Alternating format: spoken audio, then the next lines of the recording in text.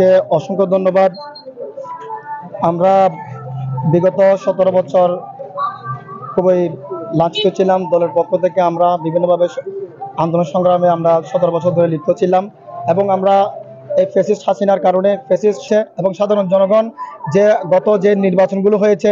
ওগুলোর মধ্যে এরা দেখেছেন যে দিনের ভোট রাতে হয়েছে এবং ভোট ডাকাতির মাধ্যমে যে ইলেকশনগুলো হয়েছে এগুলাকে জনগণ প্রত্যাখ্যান করেছে, আপনারা দেখেছেন। সুতরাং আমাদের সাধারণ জনগণের মধ্যে একটা সংশয় ছিল যে আগামীতে যে নির্বাচন হবে এগুলো কি ঠিক আগের মতো নির্বাচন হবে কিনা। এই প্রত্যয় আমাদের বিএনপির ভারপ্রাপ্ত চেয়ারম্যান জনাব তারেক রহমানের 31 দফা নিয়ে আমরা জনগণের মাঝে পৌঁছানোর চেষ্টা করছি। কারণ যে 31 দফার মধ্যে রয়েছে যে আমাদের বিচার বিভাগ, আমাদের আইন বিভাগ, আমাদের যে কৃষকদের যে সংস্কার রয়েছে, আইনের যে সংস্কার রয়েছে, বিচার বিভাগের যে সংস্কার রয়েছে, আমাদের দেশের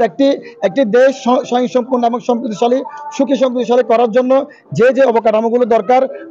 আমাদের প্রিয় নেতা, আমাদের মহান নেতা, আমাদের বিএনপির ভারপ্রাপ্ত চেয়ারম্যান জনাব তারেক রহমান এগুলো 31 দফার মধ্যে উল্লেখ করেছেন। আমরা চাই জনগণের মাঝে এই 31 দফা পৌঁছে দেওয়ার জন্য আমরা আমাদের প্রিয় নেতা আলহাজ আসাদুল্লাহর পক্ষ থেকে